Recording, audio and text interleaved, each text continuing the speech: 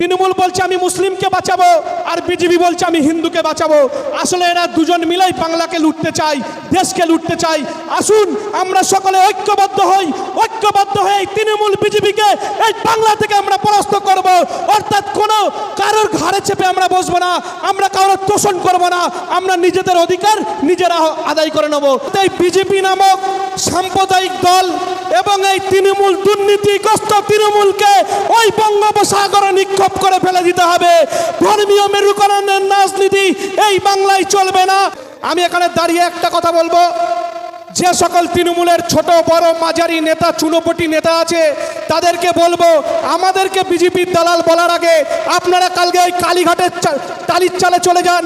কালীঘাটে গিয়ে মমতা ব্যানার্জিকে প্রশ্ন করুন, এই কৃষ্ণনগর লোকসভায় তৃণমূল বিজেপির জোট প্রার্থী সত্যব্রত মুখোপাধ্যায় তিনি বিজেপির জয়ী হয়ে পার্লামেন্টে গিয়েছিল। অর্থাৎ যদি সব থেকে বড় কেউ বিজেপির দালাল থাকে সেটা হলো মাননীয় মমতা ব্যানার্জি।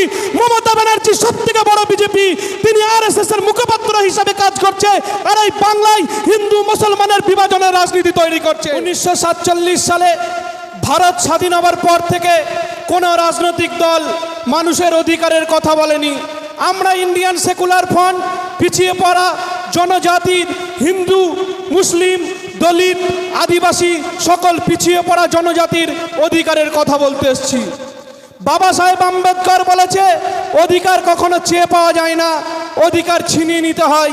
তাই আসুন প্রত্যেকটা নাগরিকের মৌলিক অধিকার, সেই অধিকারের লড়াই আজকে আমরা করব। ইন্ডিয়ান সেকুলার ফ্রন্ট, আমার দলের প্রতিষ্ঠাতা আব্বাস সিদ্দিকী ভাইজান ব্রিগেডের ময়দানে তিনি বলেছিলেন ভাগিদারি চাই। অর্থাৎ আমরা ভাগিদারি করতে এসেছি, কারোর তোষণ করতে আমরা আসিনি, আমরা ভাগিদারি নেব।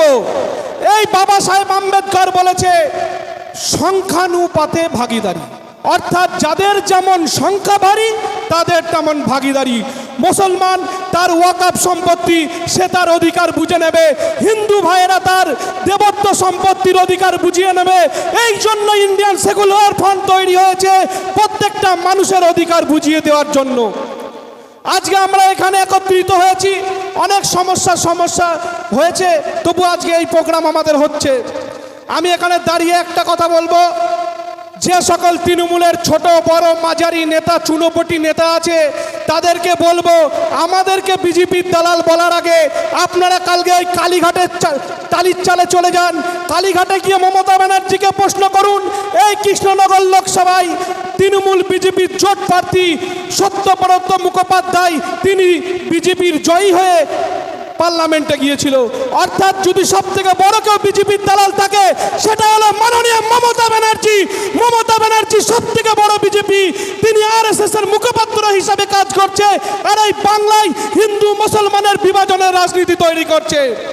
এই বাংলা সম্প্রীতির বাংলা, এই বাংলা কাজী নজরুল ইসলামের বাংলা, এই বাংলা সকল সময় মানুষকে সম্প্রীতি শেখায়। অর্থাৎ এই বিজেপি নামক সাম্প্রদায়িক দল এবং এই তৃণমূল দুর্নীতিগ্রস্ত তৃণমূলকে ওই বঙ্গোপসাগরে নিক্ষেপ করে ফেলে দিতে হবে। ধর্মীয় মেরুকরণের রাজনীতি এই বাংলায় চলবে না, এই বাংলায় মানুষের জন্য রাজনীতি করতে হবে। এই বাংলায় গরিব খেটে খাওয়া শ্রমজীবী মেহনতি মানুষের কথা বলতে হবে। অর্থাৎ বেকার যুবকের কর্মসংস্থানের কথা বলতে হবে। লক্ষ্মীর ভান্ডার দিয়ে কখনো মানুষের পেটের জ্বালা মেটানো সম্ভব নয়। আপনার ঘরের ছেলেকে কর্মসংস্থান চাকরি দিবে, তবেই আপনার অধিকার প্রাপ্য হবে, নচেত নয়। আপনাকে লক্ষ্মীর ভান্ডারের মধ্যেই তৃণমূল কংগ্রেস রেখে দেবে। আজকে আমরা সকলে জানি, এই যে তৃণমূল আর বিজেপি, তৃণমূল বলছে আমি মুসলিমকে বাঁচাবো আর বিজেপি বলছে আমি হিন্দুকে বাঁচাবো। আসলে এরা দুজন মিলেই বাংলাকে লুটতে চায়, দেশকে লুটতে চায়। আসুন আমরা সকলে ঐক্যবদ্ধ হই, ঐক্যবদ্ধ হয়ে তৃণমূল বিজেপিকে এই বাংলা থেকে আমরা পরাস্ত করব। অর্থাৎ কোনো কারোর ঘাড়ে চেপে আমরা বসবো না, আমরা কারোর তোষণ করব না, আমরা নিজেদের অধিকার নিজেরা আদায় করে নেব। এই বলে আমি আমার সংক্ষিপ্ত বক্তব্য শেষ করলাম। বেশি লম্বা চওড়া বক্তব্য নাই। আপনারা সকলে ভালো থাকবেন, সুস্থ থাকবেন। আগামী দিন আরও লড়াই সংগ্রাম আমাদের হবে।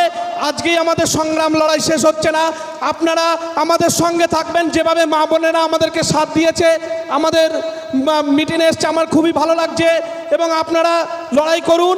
ইনকিলাব জিন্দাবাদ, ইন্ডিয়ান সেকুলার ফ্রন্ট জিন্দাবাদ, ভাইজান জিন্দাবাদ। অনেক কিছু বলার ছিল, সংক্ষেপ করলাম। ভালো থাকবেন, সুস্থ থাকবেন। চৌর্যবৃত্তির বিরুদ্ধে প্রতিবাদ করে তিনি দল ছেড়েছেন এবং আমাদের সঙ্গে যোগ দিয়েছেন, এবং ওনারা অনেক বড় সভা করে যোগদান করবেন। তো আজকে আশরাফুদ্দিন ভাই আমাদের মধ্যে এসেছেন, খুবই সংক্ষেপে দু চার কথা উনি বলবেন। হ্যালো, আজকের সভার সভাপতি তৎসহ আমাদের আইএসএফের রাজ্য সভাপতি, সর্বোপরি যারা উপস্থিত আছেন, আপনাদের সকলকে শ্রেণীগতভাবে অভিনন্দন, ভালোবাসা, শ্রদ্ধা। যাই হোক, আমার পরিচয় প্রথমে দিয়েছেন উনি। আমি বর্তমানে কিন্তু তৃণমূল কংগ্রেসের একজন কৃষ্ণনগর 2 নম্বর পঞ্চায়েত সমিতির ভূমি কর্মাধ্যক্ষ ছিলাম। গত আগস্ট মাসে 22শে আগস্ট আমি সেই দল পরিত্যাগ করি আমাদের বিধায়ক তথা রাজ্যের মন্ত্রী উজ্জ্বল বিশ্বাসের কাছে। কারণ আমি যেমন রাজনীতি করি, তার সাথে সাথে আমি একজন শিক্ষক। আমার কাজ সমাজকে শিক্ষা দেওয়া, সমাজ যারা আগামী দিন যারা এই সমাজকে এগিয়ে নিয়ে যাবে তাদের শিক্ষা দেওয়া। তা আমি সেই দল করতে গিয়ে দেখেছি এখানে যে নোংরা বা এখানে যে সবসময় দুর্নীতি, এদের এই দল করতে টাকা ছাড়া কোনো কিছু করা যায় না। যে ভূমি দপ্তর, সেখানে হা করলেও তাদের টাকা দিতে হয়। কিন্তু আমি সেই দলকে বারবার বলা সত্ত্বেও তারা সেদিকে কর্ণপাত করেননি। তাই আমি বাধ্য হয়ে দল ছেড়ে আমি আজ আইএসএফে যোগদান করেছি। এবং আগামী দিন আমরা আমাদের পঞ্চায়েতে আমার কৃষ্ণনগর 2 নম্বর ব্লকে আমাদের নপাড়া 2 জিপিতে প্রায় 10 থেকে 12টা মেম্বার, পঞ্চায়েত মেম্বার এবং 2 জন পঞ্চায়েত সমিতির মেম্বার সহ আমরা বড় যোগদান সভা কয়েকদিনের মধ্যে আমরা করব, সেটা আমাদের আলোচনা হয়েছে। তা যাই হোক, আমরা আজ থেকে 14 বছর আগে একটা দলকে আমরা এনেছিলাম আমাদের রাজ্যে। আমরা ভেবেছিলাম যে আমাদের অনেক কিছু উন্নতি হবে, আমাদের শিক্ষা, স্বাস্থ্য, আমাদের ছেলেমেয়েদের কর্মসংস্থান হবে। কিন্তু বাস্তবে কি আমরা তাই পেয়েছি? আপনারা নিজেদের প্রশ্ন করুন। আজকে দেখুন, কোনো কিছু চাকরি পেতে গেলে টাকা ছাড়া চাকরি হয় না। আর শিক্ষার অবস্থা, সরকারি বিদ্যালয়গুলোতে শিক্ষার মান কোথায় গেছে? আজকে আপনি দেখুন, স্বাস্থ্যক্ষেত্রগুলোয়, হসপিটালগুলোয় যান, সেখানে কি অবস্থা। তাই আপনাদের সময় এসেছে, আপনারা চিন্তা ভাবনা করুন। কিছু বলবেন নাকি? ওয়েলকাম জানাবেন নাকি? গেটটা আটকাও, গেটটা আপনি বলেন না। নপাড়া অঞ্চল থেকে যারা কৃষ্ণনগর 2 নম্বর ব্লকতে এসে আমাদের পার্টির পক্ষ থেকে তাদের স্বাগতম। আর একটা বারবার বলছি ভাই, এই রাস্তাটা ছেড়ে দিতে হবে, গলিটা, এই জায়গাটা একটু ছেড়ে দেন, ক্লিয়ার করে সামনের দিকে যান। বারবার বলছি ভাই, এটা ছেড়ে দেন, সামনে একটু বসে পড়ুন, রাস্তাটা ফাঁকা করতে হবে, না হলে আগামী দিনে আমাদের প্রোগ্রাম করতে অসুবিধা হবে, প্রশাসন থেকে আটকাবে। এই তো সামনে জায়গা আছে ভাই, একটু পিছিয়ে যাও। তোমরা একটু বসে গেলে, সেটের তলায় যারা আছেন একটু বসে যান, বসে গেলে আমাদের সুবিধা হবে। আর আমাদের ভলেন্টিয়ার যারা আছেন তারা লোক সবাইকে বসান, ভলেন্টিয়াররা একটু বসিয়ে দেন সামনে, আর রাস্তাটা একটু ক্লিয়ার করতে হবে। তো যে কথা বলছিলাম, তাই আমরা যে আইএসএফে যোগদান করেছি। আমাদের যে আজকে অধিকার সভা, কিসের অধিকার আপনারা জানেন। আমাদের বিগত যে বামফ্রন্ট সরকার চলে যাওয়ার আগে আমাদের ওবিসি, সংখ্যালঘু সম্প্রদায়ের জন্য একটা ওবিসি কোটা দিয়ে গেছিল। সেখানে ওবিসি এ হিসাবে আমরা যারা মুসলিম কমিউনিটির লোক, তারা 10% সংরক্ষণ পেতাম। কিন্তু আজ দেখুন, সেই 10% কোটাও আমাদের রাজ্যের মুখ্যমন্ত্রী সুকৌশলে ধ্বংস করে দিয়েছে। আজকে আপনারা চারিদিকে দেখুন, বেকারত্বের জ্বালা, কলকাতার রাজপথে হাজার হাজার দিন অনশন করছে আজকে আমাদের বাড়ির ছেলেমেয়েরা। আর তিনি শুধুমাত্র লক্ষ্মীর ভাণ্ডার 200 টাকা বাড়িয়ে আমাদের মন জয় করে চলছে। তাই ভাববার দিন এসেছে, আপনাদের ভাবতে হবে। এই মাননীয় মুখ্যমন্ত্রী রাজ্যের তিনি বলেছিলেন এই আমি আমাদের রাজ্যে থাকতে ওয়াকফ আইন কোনো বলবৎ হবে না, এটা আপনারা সবাই জানেন। এবং যারা সেই সময় আমাদের এই মুসলিম সম্প্রদায় আন্দোলন করার চেষ্টা করেছিল, সেদিন কিন্তু তিনি বলেছিলেন যে আমার রাজ্যে আন্দোলন হবে না, আপনারা দিল্লি যান, দিল্লি গিয়ে আন্দোলন করুন। আমরা কিন্তু তিনাকে বিশ্বাস করেছিলাম হয়তো তিনি আমাদের মনের ব্যথাটা বুঝবেন, আমাদের অধিকার আমাদের ফিরিয়ে দেবেন। কিন্তু বাস্তবে কি দেখলাম যে 5 দিন আগে মানে পোর্টাল বন্ধ হয়ে যাওয়ার আর 5 দিন আগে তিনি আমাদের বললেন যে আপনারা আপনাদের সমস্ত ওয়াকফ সম্পত্তি আপনারা আপলোড করুন, না হলে সমস্যা তৈরি হবে। কেন্দ্রের যে আইন তারা প্রণয়ন করেছেন নরেন্দ্র মোদী সরকার, সেই তাদের আইনকে তারা মেনে নিলেন। তাহলে তারা নিশ্চয়ই ধোঁকা দিলেন আমাদের সাথে।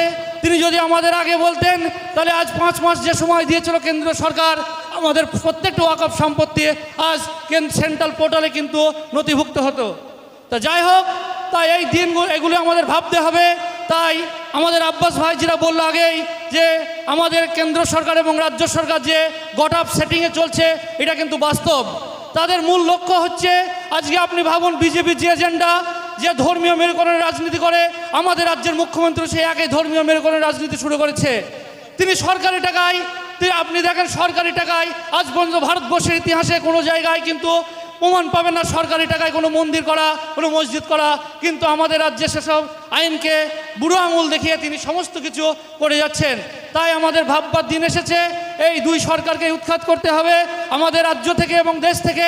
তাই আমাদের আরও বেশি বেশি করে আমাদের এই ইন্ডিয়ান সেকুলার ফ্রন্ট, এই আমাদের নওশাদ সিদ্দিকী ভাইজানের দলে আমাদের বেশি বেশি করে যোগদান করে যাতে ওনার হাতকে আমরা শক্ত করতে পারি এবং আমাদের এই রাজ্যে সারা প্রত্যেকটা ব্লকে ব্লকে এই আইএসএফকে আমরা প্রতিষ্ঠিত করতে পারি, সেই দিকে আমাদের লক্ষ্য রেখে চলতে হবে। তাই আমি আর বেশি কিছু বক্তব্য রাখছি না। সকলকে আরেকবার আমি আবার অভিনন্দন, ধন্যবাদ জানিয়ে আমি বক্তব্য শেষ করছি।